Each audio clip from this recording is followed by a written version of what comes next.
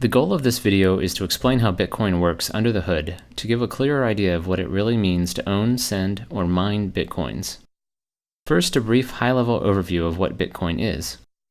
At its core, Bitcoin is just a digital file that lists accounts and money like a ledger. A copy of this file is maintained on every computer in the Bitcoin network. These numbers don't represent anything in the physical world. They only have value because people are willing to trade real goods and services for a higher number next to their account and believe others will do the same. The numbers only have value because we believe they have value, just like any other fiat currency. To send money, you broadcast to the network that the amount on your account should go down and the amount on a receiver's account up. Nodes or computers in the Bitcoin network apply that transaction to their copy of the ledger and then pass on the transaction to other nodes. This, with some math-based security, is really all there is, a system that lets a group of computers maintain a ledger. While this may sound similar to the way a bank maintains a ledger, the fact that the ledger is maintained by a group rather than a single entity introduces a number of important differences. For one, unlike a bank where you only know about your own transactions, in Bitcoin everyone knows about everyone else's transactions.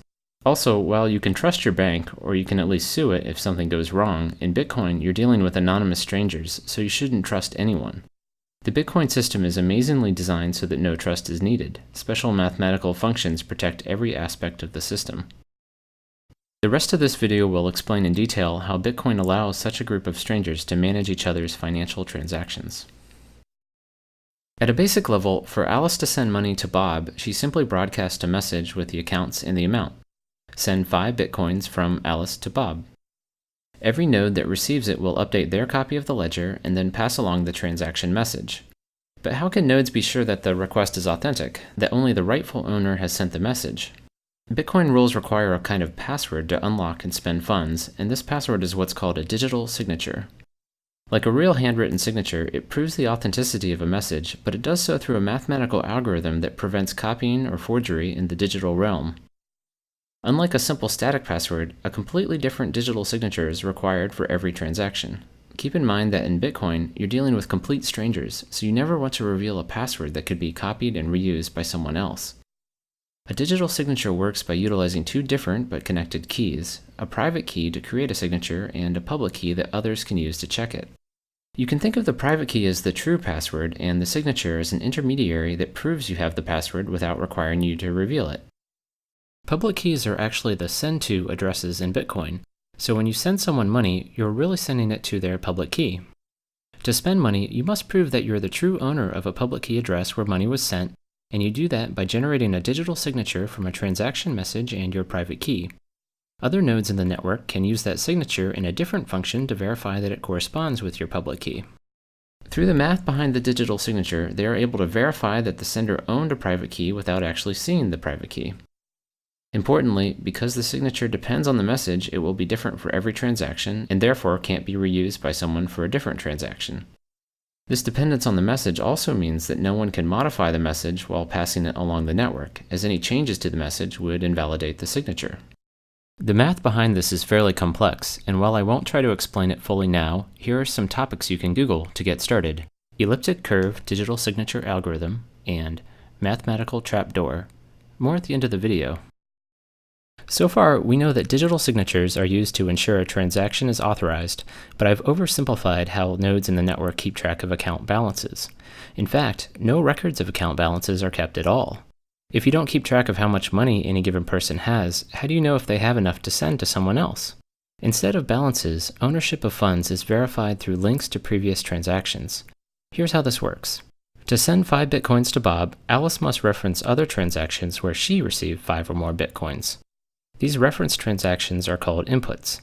Other nodes verifying this transaction will check those inputs to make sure Alice was in fact the recipient, and also that the inputs add up to 5 or more Bitcoins. Let's look at a real transaction to see this in practice. This transaction references 6 inputs for a total of 139.6 Bitcoins. In the output section, notice that there are 2 lines. The first one of these is actually going back to the sender as change for the transaction. A simplifying rule states that each input must be used up completely in a transaction. So if you're trying to send an amount that doesn't exactly match one of your inputs, you need to send any remaining amount back to yourself. Through these reference input linkages, ownership of Bitcoins is passed along in a kind of chain, where the validity of each transaction is dependent on previous transactions. But how can you trust those previous transactions? You can't, and you should check their inputs too. In fact, when you first install Bitcoin wallet software, it downloads every transaction ever made and checks each one's validity all the way back to the very first transaction. Remember, you're dealing with complete strangers, so it's important to verify every transaction for yourself. This process can take over 24 hours, but it only needs to be done once. Once a transaction has been used once, it is considered spent and cannot be used again. Otherwise, someone could double spend an input by referencing it in multiple transactions. When verifying a transaction, in addition to the other checks, nodes also make sure the inputs haven't already been spent. To be explicit, for each input, nodes check every other transaction ever made to make sure that input hasn't already been used before. While this may seem time-consuming as there are now over 20 million transactions, it's made fast with an index of unspent transactions. So instead of a ledger of balances, Bitcoin nodes keep track of a giant list of transactions. Owning Bitcoins means that there are transactions in this list that point to your name and haven't been spent, or in other words, used as inputs in other transactions. One interesting consequence of this ownership structure is that figuring out your own balance requires iterating through every transaction ever made and adding up all your unspent inputs. Another interesting note about transactions is that the system can support more complex ones than simply sending funds to one person. You may have noticed a cryptic-looking line of text in the output shown previously. It turns out that outputs are more like puzzles to be solved rather than simple to addresses. Rather than emailing, sending money in Bitcoin is more like putting money in a public locker and attaching a math puzzle that must be solved to open it. The puzzle is defined using a special scripting language, and while it's typically designed so that only a single owner of a public key can solve it, more complex conditions are possible. For instance, 2 out of 3 signatures could be required for an escrow-based transaction. Another example is the very first Bitcoin transaction ever made, which was a puzzle that anyone could solve. While most Bitcoin software hides the scripting layer for you, you're free to write your own software and claim conditions, although this can be risky. Over 2,600 Bitcoins were lost in one batch of transactions due to a malformed address. This highlights an important part of Bitcoin. As there is no bank or credit card company you can appeal to, any user error mistakes can result in permanent loss of Bitcoins, and not just from your own account, but from the Bitcoin economy overall. If you lose your private key, any funds associated with the corresponding public key will be gone forever. Because people will likely lose private keys due to hard drive crashes and insufficient backups, this means the Bitcoin currency will eventually be a deflationary one. Before explaining the final piece that secures Bitcoin, mining, I want to highlight a few points about anonymity in Bitcoin. If you access Bitcoin through a Tor network that hides your IP address, you can use Bitcoin without ever revealing anything more than your public key. And to avoid someone linking your transactions together, remember they're all publicly stored on every computer, you can generate a new public key for every incoming transaction. It is possible, however, to inadvertently link public keys together. In the transactions shown earlier, 6 input transactions were used as sources, and despite the fact that all those inputs were sent to different addresses, they all became linked in that transaction. The sender proved that he owned all of those addresses by supplying the digital signature to unlock each one. Researchers have in fact used these links to study Bitcoin user behavior. You might think that generating a public key receiving address could potentially create a link to your true identity, but even this step is anonymous and amazingly can be done with no connection to the network. You simply click a button in your wallet software and it randomly generates a new private and public key. Because there are so many different possible addresses, there's no reason to even check if someone else already has that key. Compare this to signing up for an email address where almost everything you might try has been taken. In fact, if you did guess someone else's key, you would have access to all their money. This is the total number of possible Bitcoin addresses. These large numbers protect the Bitcoin system in several ways, so it's useful to try to appreciate just how big they are. Some estimates for the number of grains of sand in the entire world are around 7.5 million trillion. Now imagine that every grain of sand represented an entire other Earth of additional grains, and you're still much smaller than the possible number of Bitcoin addresses. Let's recap Bitcoin security so far. By verifying the digital signature, we know that only the true owner could have created the transaction message. And to make sure the sender actually has money to spend, we also check each referenced input, making sure it is unspent. But there is still one large security hole in the system that can make this unspent check unreliable, and this has to do with the order of transactions. Considering that transactions are passed node by node through the network, there's no guarantee that the order in which you receive them represents the order in which they were created. And you shouldn't trust a timestamp because someone could easily lie about the time a transaction was created. Therefore, you have no way to tell whether one transaction came before another, and this opens up the potential for fraud. A malicious user, Alice, could send a transaction giving money to Bob, wait for Bob to ship a product, and then send another transaction referencing that same input back to herself. Because of differences in propagation times, some nodes on the network would receive the second double spending transaction before the one to Bob. And when Bob's transaction arrived, they would consider it invalid because it's trying to reuse an input. So Bob would be out both his shipped product and his money. Overall, there would be disagreement across the network about whether Bob or Alice had the money because there's no way to prove which transaction came first. In light of this, there needs to be a way for the entire network to agree about the order of transactions, which is very much a daunting challenge in a decentralized system. Bitcoin's solution is a clever way to both determine and safeguard the ordering through a kind of mathematical race. The Bitcoin system orders transactions by placing them in groups called blocks and linking those blocks together in something called the blockchain. Note that this is different from the transaction chain we discussed earlier. The blockchain is used to order transactions, whereas the transaction chain keeps track of how ownership changes. Each block has a reference to the previous block, and this is what places one block after another in time. You can traverse the references backwards all the way to the very first group of transactions ever made. Transactions in the same block are considered to have happened at the same time, and transactions not yet in a block are called unconfirmed or unordered. Any node can collect a set of unconfirmed transactions into a block and broadcast it to the rest of the network as a suggestion for what the next block in the chain should be. Because multiple people could create blocks at the same time, there could be several options to choose from. So how does the network decide what should be next? We can't rely on the order that blocks arrive because, as explained with transactions above, they may arrive in different orders at different points in the network. Part of Bitcoin's solution is that each valid block must contain the answer to a very special mathematical problem. Computers run the entire text of a block plus an additional random guess through something called a cryptographic hash until the output is below a certain value. A hash function creates a short digest from any arbitrary length of text. In our case, the result is a 32-byte number. Here are some examples of the specific hash function Bitcoin uses, SHA-256.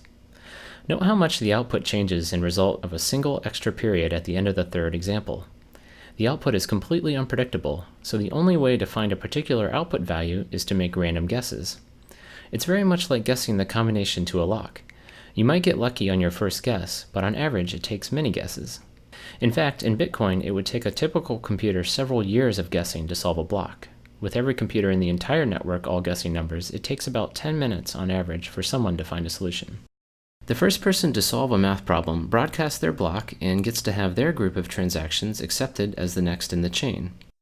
The randomness in the math problem effectively spreads out when people find a solution, making it unlikely that two people will solve it at the same time.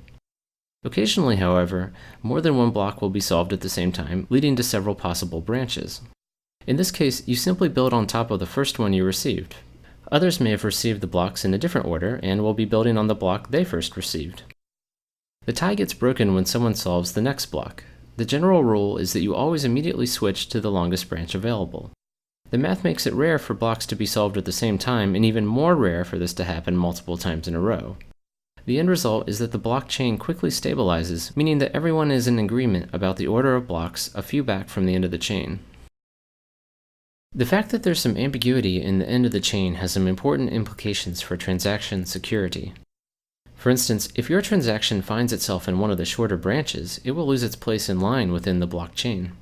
Typically, this just means it will go back to the pool of unconfirmed transactions and be included in a later block. Unfortunately, this potential for transactions to lose their place opens the door to the very double spend attack that was our original motivation for an ordering system. Let's look at how a double spend attack would work in the system described so far. A fraudster, Alice, sends money to Bob. Bob then waits for the transaction to get confirmed into the blockchain and then ships a product. Now, because nodes always switch to a longer branch, if Alice can generate a longer branch that replaces the transaction to Bob with one to someone else, his money will effectively get erased. Bob's transaction will initially get tossed back into the unconfirmed pool, but since Alice has replaced it with another transaction that uses its same input, nodes will now consider Bob's transaction invalid because it's referencing an already spent input. So how does the ordering system prevent Alice from defrauding Bob? You might think that Alice could pre-compute a chain of blocks to spring on the network at just the right time, but the math puzzles in each block actually prevent this. We need to look a little deeper into the cryptographic hash explained earlier to fully understand why. As mentioned previously, solving a block involves trying to get the cryptographic hash of the block to be below a certain value, and you do that by trying different random numbers at the end of the block. Once solved, the hash output is like a fingerprint that uniquely identifies that block. If even a single character in the block is changed, the block's hash would be completely different, just like we saw before when an additional period was added. The hash output, or fingerprint, is actually what's used as the previous block reference. One result of this is that there's no way to switch out a block in the middle of the chain, because the hash value for the new block would be different and the next block's reference would no longer point to it. And subtly, but even more importantly, a block cannot be solved before the previous block is solved. The previous block reference is part of the text that goes through the hash function, so any changes to it would require resolving. Getting back to Alice, this is why she can't pre-compute a branch. She can only start solving blocks once the block she wants to build on is solved and its hash value is known. She is therefore in a race with the rest of the network until Bob ships a product, which is when she wants to present a longer branch. One last question is whether Alice might be able to outpace everyone if she had an extremely fast computer, or perhaps a room full of computers. But even with thousands of computers, she would be unlikely to win the race to solve a block because she isn't racing any one computer, but rather the entire network. You can think of it like a lottery. She can operate thousands of computers, or equivalently buy thousands of lottery tickets, but even then, it's much more likely that someone else would win. She would need control of half the total computing power in the entire network to have a 50% chance of solving a block before someone else, and much more to have a high probability of winning several blocks in a row faster. So transactions in the blockchain are protected by a mathematical race, one that pits an attacker against the entire rest of the network. A consequence of blocks building on top of each other is that transactions further back in the chain are more secure. An attacker would have to outpace the network for a longer amount of time to carry out a double spend attack, replacing a block further back in the chain. So the system is only vulnerable to a double spend attack near the end of the chain, which is why it's recommended to wait several blocks before considering received money final. One last comment on the blockchain before explaining the final pieces of the Bitcoin system. Amazingly, nothing described so far requires any trust. When you receive information from strangers in the Bitcoin network, you can check for yourself that block solutions are correct. And because the math problems are so hard, you know that there's no way any attacker could have generated them on their own. The solutions are proof that the computing power of the entire network was brought to bear. Now that we've discussed how money is transferred through digital signatures and transaction chains, and how the order of those transactions is protected in the blockchain, let's go over the final piece, where Bitcoins come from. To send money, you must reference a previous transaction where you were the recipient, but how do coins get into this ownership chain in the first place? As a way to slowly and randomly generate and distribute coins, a reward is given to whoever solves a block. This is why solving blocks is called mining, although its real purpose is to verify transactions and safeguard the blockchain. Every 4 years, the block reward is cut in half, so eventually no more coins will be released. About 21 million in total will be created. Bear in mind that you can send down to 1/100 millionth of a Bitcoin, so the total number available will likely not limit the currency's usability. Once the block rewards cease, what incentive will miners have to process transactions? In addition to the block reward, miners also get any transaction fees that can optionally be included with transactions. Right now, miners will include transactions with no fees into blocks because their main incentive is the block reward. But in the future, transactions will likely be processed in order of the fees attached, and ones without fees will likely be ignored. So sending money in Bitcoin will probably not be free, but will hopefully still be cheaper than current credit card fees. As mentioned before, on average, it would take several years for a typical computer to solve a block, so an individual's chance of ever solving one before the rest of the network, which typically takes 10 minutes, is very low. To receive a steadier stream of income, many people join groups called mining pools that collectively work to solve blocks and distribute rewards based on work contributed. These act somewhat like lottery pools among coworkers, except that some of these pools are quite large and comprise more than 20% of all the computers in the network. The fact that some of these pools are so large has some important implications about security. As mentioned before, it's very unlikely for an attacker to solve several blocks in a row faster than the rest of the network. But it is possible, and the probability increases as the attacker's processing power gains in proportion to the rest of the network. In fact, one of these money pools, BTC Guild, has solved 6 blocks in a row by itself and has voluntarily limited its members to ward off distrust in the entire Bitcoin network. Even with substantial computing power, the farther back in the blockchain a transaction gets, the harder it would be for an attacker to change it. The current recommendation is to wait for a transaction to make it into at least one block or get one confirmation before considering it final. And for larger transactions, wait for at least 6 blocks. In light of BTC Guild's ability to solve 6 blocks in a row, you might want to wait even longer. By design, each block takes about 10 minutes to solve, so waiting for 6 blocks would take about an hour. Compared to the several seconds a credit card transaction takes, waiting this long for a confirmation may seem burdensome, but keep in mind that credit card customers can claim a stolen card months later to have charges reversed from merchants, called chargebacks, so Bitcoin is actually much faster from a merchant's perspective. The particular choice of 10 minutes was somewhat arbitrary, but extremely short times could lead to instability and longer ones would delay confirmations. As more computers join the network and specialized hardware is designed specifically for mining, the block solution time would get very small. To compensate, every 2 weeks, all the Bitcoin software recalibrates the difficulty of the math problem to target 10 minutes. For comparison, a similar digital currency called Litecoin has been able to operate with a 2.5-minute block time. In summary, Bitcoin is a mathematically protected digital currency that is maintained by a network of peers.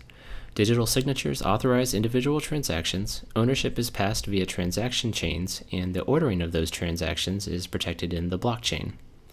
By requiring difficult math problems to be solved with each block, would-be attackers are pitted against the entire rest of the network in a computational race they are unlikely to win.